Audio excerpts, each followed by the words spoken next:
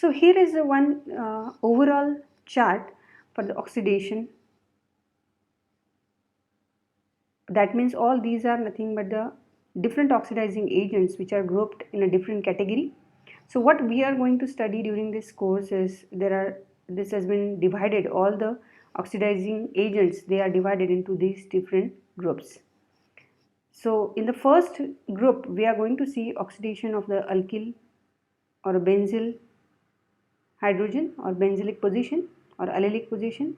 In second we are going to see the oxidation of olefins to epoxides. So these are the oxidizing agents, different oxidizing agents. Then in third we are going to see the oxidation of the olefin to diols, how the olefins are converted to diols. And then lastly, very important, is oxidation of alcohols to carbonyls.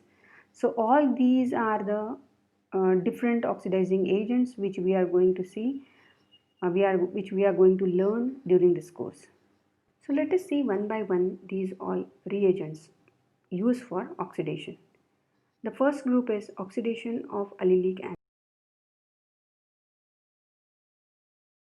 The first reagent is DDQ, which is 2,3-dichloro, 5,6-dicyano and 1,4-benzoquinone. Let us see some introduction about this reagent.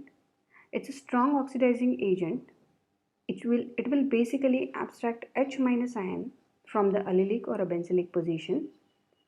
It is a neutral electrophile. It will also carry out oxidative couplings and also carry out cyclization reactions.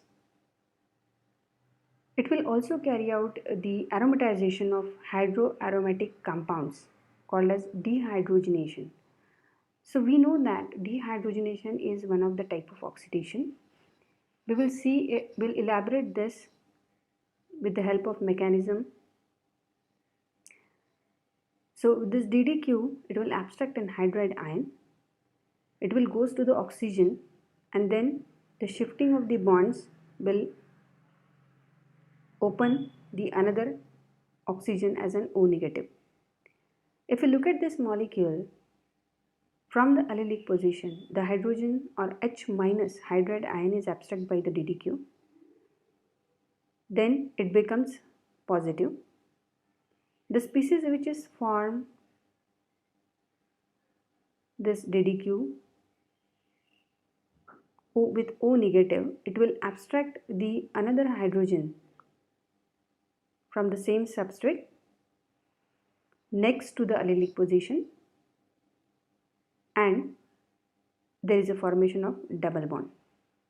So you will observe that there is removal of H2 molecule, one as an H- and the another one as an H+. This process is called dehydrogenation and there is a formation of double bond.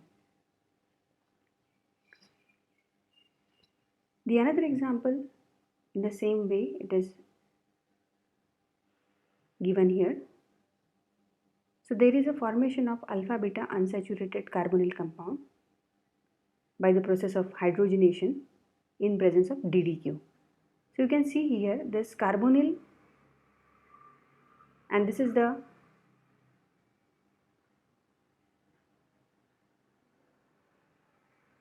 bond which is formed in this reaction. The another one,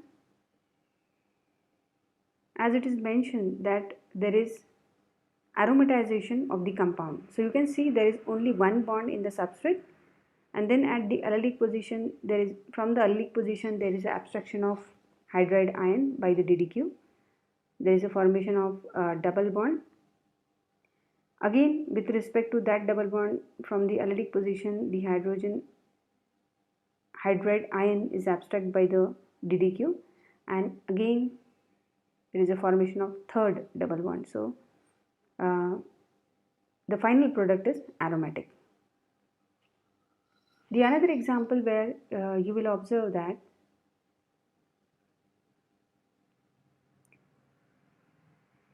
there is also formation of the double bond which is in conjugation with the benzene ring in presence of this DDQ. So in the first case, there is elimination of this or removal of this hydride ion from the carbon from the allylic position, and then H plus from this position, and you will get this double bond. So let us see some applications of DDQ. As previously mentioned, it will carry out aromatization, dehydrogenation, then one more dehydrogenation followed by cyclization. It will also carry out deproduction of benzylic ether and functional group interconversion. So whenever we want to carry out one functional group, we want to convert it into another, we can take the help of this DDQ. Then there are some miscellaneous reactions. So let us see one more time the aromatization. Basically, aromatization is the process where the non-aromatic compounds, they are converted to aromatic compounds. And we know that what are aromatic compounds? They should be cyclic, they should be conjugated, they should be planar, they should obey Huckel's rule, that is 4n plus 2 pi electron, and they should have a very high diamagnetic ring current whenever they are placed in magnetic field. So this dihydropyridine is not an aromatic compound because it is not conjugated here. So when DDQ is added, it will abstract an hydride ion from this allylic position, and by abstracting that, the lone pair on the nitrogen, the positive charge will be created here, and then the lone pair on the nitrogen, it will shift, and there is a shifting of the bonds which will ultimately gives you this molecule. And once the positive charge is there on the nitrogen, the H minus hydrogen from this nitrogen will leave, and there is a formation of aromatic molecule called pyridine. So this is one of the application of DDQ. The another one is the secondary alcohols. When secondary alcohols, they are treated with a DDQ under reflux condition in benzene, they will give you carbonyl compounds with the elimination of H2 molecule. So here is another example where there is a dehydrogenation which is followed by cyclization. We have this molecule which is then treated with a DDQ. In the first case, what will happen, that this proton will get, the hydride ion will get abstract, and there is a formation of a double bond here. Let me show you. Try to write down this double bond, and then this double bond will be formed here. Then oxygen lone pair, it will attack on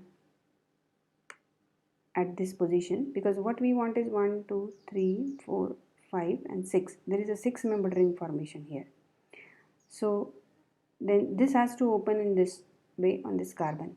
This hydrogen will get transferred over the negative charge, and you will get this molecule. Now once this molecule is formed, then again a DDQ is there, and what it will do, it will abstract a proton from this position. So this hydrogen will get abstract by the DDQ, and then again this hydrogen will shift here. There is a formation of double bond on this side. So you will observe that there is a double bond on this side. This is dehydrogenation, and there is cyclization also in the molecule.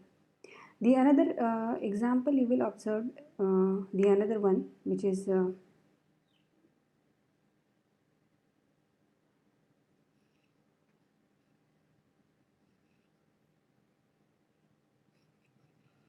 third one, there is a deprotection of benzylic ether, as I have mentioned it earlier that in order to carry out various transformations, when some particular functional group, it will interfere in the reaction, we used to protect them in order to carry out the reaction further.